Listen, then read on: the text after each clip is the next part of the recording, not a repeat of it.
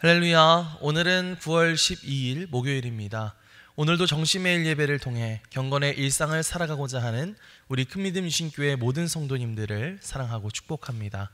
다 함께 사도신경으로 우리의 신앙을 고백하며 나아가겠습니다. 전능하사 천지를 만드신 하나님 아버지를 내가 믿사오며 그 외아들 우리 주 예수 그리스도를 믿사오니 이는 성령으로 잉태하사 동정녀 마리아에게 나시고 본디오 빌라도에게 고난을 받으사 십자가에 못 박혀 죽으시고 장사한 지 사흘 만에 죽은 자 가운데서 다시 살아나시며 하늘에 오르사 전능하신 하나님 우편에 앉아 계시다가 저리로서 산 자와 죽은 자를 심판하러 오시리라. 성령을 믿사오며 거룩한 공회와 성도가 서로 교통하는 것과 죄를 사하여 주시는 것과 몸이 다시 사는 것과 영원히 사는 것을 믿사옵나이다. 아멘. 다 함께 찬송가 267장 찬양하겠습니다.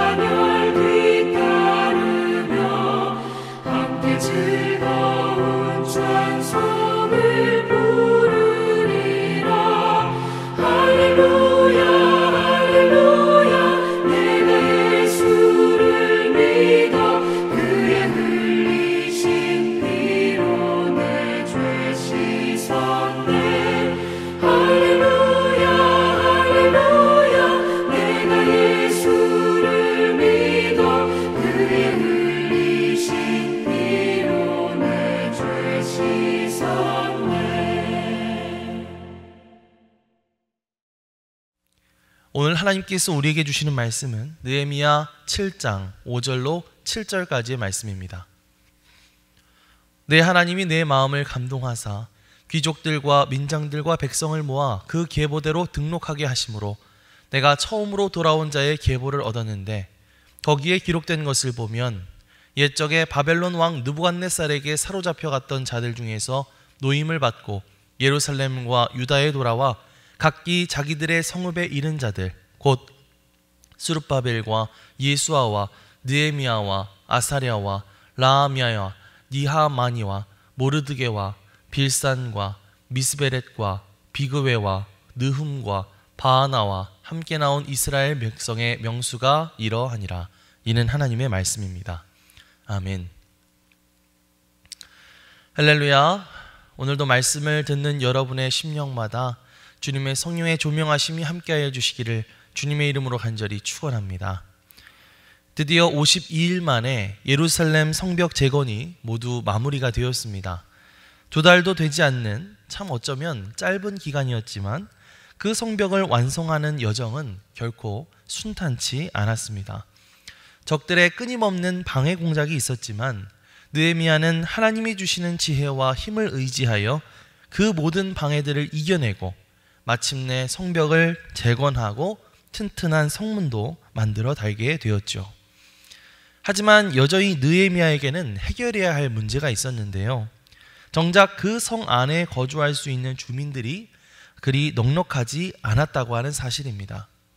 재건한 성벽을 계속해서 관리하고 또 지키기 위해서는 그 일을 감당해야 할 넉넉한 주민들의 숫자가 확보되어야 되는 상황이었습니다. 느헤미야는 이 문제를 해결하기 위해 일단 바벨론에서 1차로 귀환했던 사람들의 명부를 입수하고 그것을 기초로 인구조사를 실시하기로 했습니다. 원래 오늘 우리가 다뤄야 할 말씀의 범위는 5절부터 60절까지의 말씀이지만 편의상 5절에서 7절까지만 함께 읽었습니다. 6절부터 60절까지는요, 이 바벨론 포로 생활부터 그리운 고향 땅 예루살렘으로 돌아왔던 사람들의 명단이 나열되고 있는데요. 이들은 다 합치면 총 42,360명 정도 되는 그런 사람들이었습니다. 자, 그렇게 예루살렘으로 처음 돌아왔던 이 사람들은 과연 어떠한 사람들이었을까요? 또 우리는 이러한 사람들을 통해서 오늘 어떠한 신앙적인 교훈을 얻을 수 있을까요? 크게 2가지를 살펴보도록 하겠습니다. 가장 먼저 이들은 어떤 사람들이었느냐? 하나님의 뜻을 따라 바벨론 땅을 떠나 예루살렘으로 돌아온 사람들이었다. 이렇게 말할 수 있습니다. 사람들은요, 누구나 좋은 환경에서 살고 싶어 하잖아요. 그래서 시골보다는 도시에서, 지방보다는 서울에서 살고 싶어 하는 사람들이 참 많습니다. 제가 어렸을 때는 제가 시골에서 살았다가 성인이 되어서 서울에서 살게 되었는데, 서울에서 살다 보니까 확실히 이 서울이라는 곳은 문화적인 혜택도 많고 편리한 것도 참 많다는 것을 새삼 느끼게 되더라고요. 아마 자녀들을 키우는 부모님들 입장에서는 특히 자신의 자녀들이 이왕이면 서울과 같은 좋은 교육 환경에서 자라나서 성공하기를 바라는 그런 마음들을 가지고 계실 것 같습니다. 이게 같은 서울이라 할지라도요, 난양동에서 아이를 키우다가 아이들이 좀 더 크면 학군이 더 좋은 강남 쪽으로 이사를 가는 그런 부모님들도 있다는 이야기를 듣게 됩니다. 사실 그런 면에서 생각해 봤을 때 이 바벨론이라고 하는 곳, 이 바벨론이라고 하는 나라는 사회, 문화, 경제 등 모든 면에 있어서 세계 최고의 수준을 자랑하던 아주 찬란한 도시였습니다. 처음엔 유다 백성들이 나라가 망하는 바람에 억지로 그곳에 끌려가긴 했지만 막상 그곳에 도착한 유다 백성들은 그 휘황찬란한 도시의 모습을 보고 입이 떡 벌어졌다고 그러죠. 그 이후 70년이라는 세월이 흐르면서 많은 사람들이 그곳에 정착하게 되고 또 그곳에서 제공받게 되는 여러 편리한 교육의 기회나 더 좋은 경제적인 여건들, 사회적 인정에 익숙한 채 살아가게 되었습니다. 자, 반면 예루살렘은 어땠을까요? 예루살렘은 바벨론 제국에 의해서 무너진 상태 그대로 수십 년 동안을 방치된 채 남아 있었습니다. 그렇기 때문에 예루살렘이 다시 사람들이 안전하게 살 수 있는 곳으로 회복되기 위해서는 정말 긴 세월과 노력이 거기에 필요한 상황이었던 것이죠. 그러다 보니까 막상 수룹바벨 총독을 중심으로 유다 백성들 가운데 예루살렘으로 돌아갈 사람들을 모집했을 때 바벨론 땅에 그냥 눌러 살겠다는 유다 사람들도 참 많았습니다. 왜냐하면 그곳에서 찾게 되었던 안정과 경제적인 풍요를 놓고 싶지 않았기 때문이죠. 자, 그럼에도 불구하고 그렇게 찬란한 바벨론의 도시를 떠나 고향 이스라엘 땅으로 돌아가고자 했던 사람들이 있었습니다. 그들이 바로 오늘 말씀 이 명단에 등장하는 사람들이죠. 이들이 어떻게 다시 돌아가겠노라고 결단할 수가 있었을까요? 그들이 바벨론 생활에 적응하기에 실패한 부적응자들이었기 때문이었을까요? 아니죠. 이들은 자기 앞에 놓인 기회나 어떤 성공보다는 예루살렘으로 돌아가서 그곳을 다시 재건하라는 하나님의 뜻을 더 소중하게 생각하는 사람들이었기 때문입니다. 예루살렘으로 돌아가서 성전을 다시 세우고 성벽을 다시 세우는 일은 사실 엄청난 고생을 자처해야 하는 일이었습니다. 어려운 수고와 희생을 감내해야 한다는 것은 어떻게 보면 불보듯 뻔한 일이었겠죠. 하지만 그들은 그러한 수고를 기꺼이 감내하기로 결심하고 다시 고향 땅으로 돌아가는 그 먼 여정을 견디어 왔습니다. 왜 그랬다고요? 그것이 하나님의 뜻이라고 하는 것을 확신했기 때문에, 그것이 하나님이 진정으로 원하시고 하나님이 기뻐하시는 길이라고 확신했기 때문에 그 길이 비록 좁은 길이요 어려운 길이라 할지라도 한번 가보겠나라고 마음먹었던 것입니다. 그리고 그들의 눈물겨운 희생을 바탕으로 예루살렘 성전이 다시 세워지게 되었던 것이고, 오늘 이렇게 예루살렘 성벽이 재건되었다는 사실을 기억하셨으면 좋겠습니다. 이러한 고민은 비단 당시 유다 백성들에게만 있는 고민은 아닌 것 같습니다. 바로 현재 오늘을 살아가는 우리에게도 이 두 갈래 길 앞에서의 고민들이 있죠. 하나는 세상에서 살아가야 하는 넓은 길과 또 다른 하나는 하나님의 뜻을 따르는 좁은 길이 있습니다. 우리가 일자리를 선택할 때 안정된 직업을 선택할 것인가, 아니면 하나님이 나에게 주신 재능과 열정을 따라서 소명을 찾아 나설 것인가 고민하게 됩니다. 인간관계를 맺을 때에도 내가 세상의 기준에 맞춰서 그 관계를 맺어나갈 것인지, 아니면 하나님의 사랑을 실천하는 방향으로 관계를 맺어나갈 것인지를 고민하게 됩니다. 안정적인 미래를 위해서 현실에 안주할 것인지, 새로운 도전을 통해서 미래를 개척해 나가야 할 것인지를 고민하게 되죠. 그런 고민이 들 때마다 우리는 이러한 하나님의 말씀들을 기억해야 할 줄 믿습니다. 로마서 12장 말씀을 보면 이렇게 말합니다. 너희는 이 세대를 본받지 말고 오직 마음을 새롭게 함으로 변화를 받아 하나님의 선하시고 기뻐하시고 온전하신 뜻이 무엇인지 분별하도록 하라. 에베소서 5장에서 사도 바울은 이렇게 말합니다. 그러므로 어리석은 자가 되지 말고 오직 주의 뜻이 무엇인가를 이해하라. 아멘. 오늘도 우리에게 다가온 이런 모든 고민의 갈래길 앞에서 당당하게 하나님께서 원하시는 뜻, 하나님이 원하시는 길을 선택할 수 있는 그런 용기를 갖고 살아갈 수 있는 저와 여러분들이 되시기를 주님의 이름으로 간절히 축원합니다. 자, 바벨론에 남아있지 않고 하나님의 뜻을 따라 예루살렘으로의 고생길을 자처했던 사람들, 이 사람들은 또 어떠한 사람들이라고 그렇게 말할 수 있을까요? 다른 한편으로 이들은 하나님께서 주시는 상급을 추구했던 사람들이었다, 이렇게 말할 수가 있을 것 같습니다. 사람들은요, 대개 눈에 보이는 어떤 물질적인 풍요나 영광을 자신의 인생의 목적으로 삼고 살아가기도 합니다. 하지만 하나님께서는요, 이 세상에서 영화를 누리고 호화롭고 방탕하게 살아갔던 사람들은 결국 심판의 날에 고통과 슬픔을 경험하게 될 것이라고 경고하셨죠. 반면에 세상에서 하나님의 뜻을 따라 의롭게 살아가려고 힘쓰다가 줄이고 목마름을 경험한 사람들에게는 참된 평강과 안식과 상급을 주시겠다고 그렇게 말씀하셨습니다.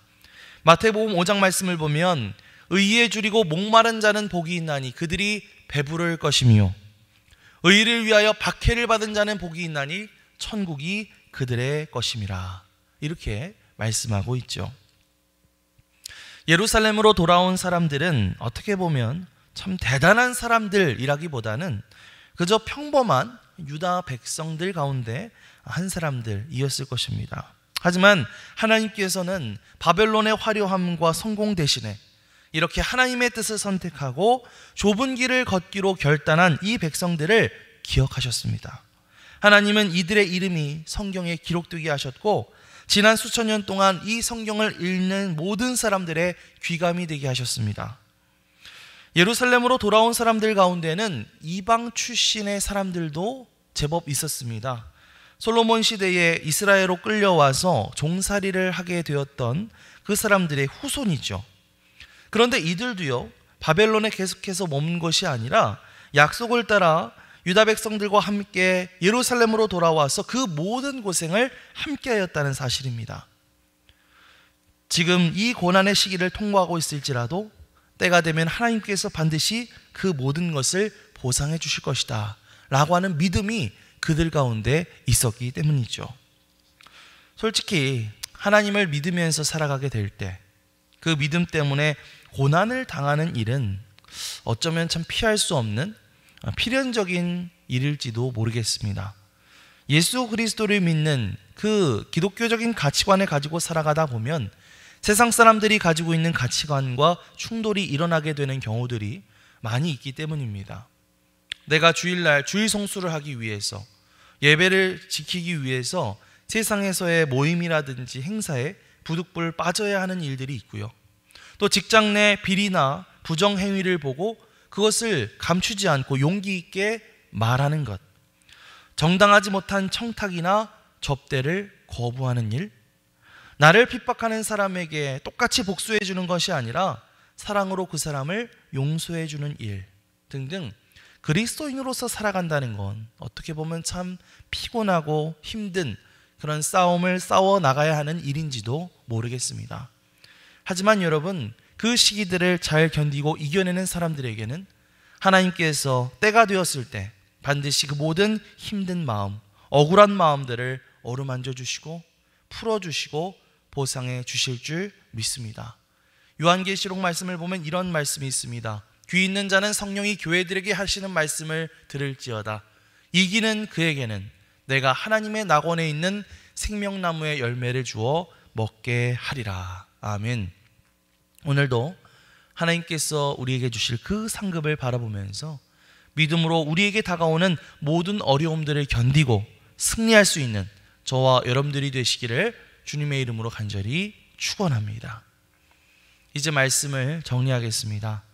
바벨론에서 예루살렘 땅으로 돌아온 1차 귀환자들, 이들은 비록 그 길이 고생길이 될 것을 알았지만 하나님의 뜻과 하나님이 주실 상급을 바라보면서 믿음을 가지고 그 먼 길을 다시 돌아왔습니다. 어떻게 보면 이들의 발걸음을 새로운 개척이었겠죠. 그러나 그러한 개척의 조상들이 있었기 때문에 그 이후에 예루살렘 성전도 또 예루살렘 성벽 재건도 가능한 일이 아니었을까 생각이 듭니다. 우리 또한 이러한 개척자의 정신을 가지고 우리의 자녀들과 우리 공동체를 위해 용기 있는 믿음의 발걸음을 내디딜 수 있었으면 좋겠습니다. 오늘 하나님께서 주실 상급을 기대하며 그분의 뜻을 따라 그 걸음을 내딛는 여러분의 모든 발자취마다 하나님의 놀라운 은총과 하나님의 보호하심이 함께 하시기를 주님의 이름으로 간절히 축원합니다. 아멘. 기도하겠습니다. 하나님, 풍요롭고 안락한 바벨론을 뒤로하고 하나님의 뜻을 따라 예루살렘으로 돌아온 유다 백성들의 모습을 보게 됩니다. 우리 또한 우리를 향하신 하나님의 뜻이 무엇인지를 생각하며 그 뜻에 합당한 발걸음을 걸어가게 하여 주시옵소서. 하나님의 백성으로서 살아가는 것이 비록 어려운 일이라 할지라도 하나님께서 나에게 주실 그 상급을 기대하며 인내하며 승리하게 하여 주시옵소서. 감사드리며 예수 그리스도의 이름으로 기도드리옵나이다. 아멘. 하늘에 계신 우리 아버지여, 이름이 거룩히 여김을 받으시오며 나라가 임하시오며 뜻이 하늘에서 이루어진 것 같이 땅에서도 이루어지이다. 오늘 우리에게 일용할 양식을 주시옵고 우리가 우리에게 죄 지은 자를 사하여 준 것 같이 우리 죄를 사하여 주시옵고 우리를 시험에 들게 하지 마시옵고 다만 악에서 구하시옵소서. 나라와 권세와 영광이 아버지께 영원히 있사옵나이다. 아멘.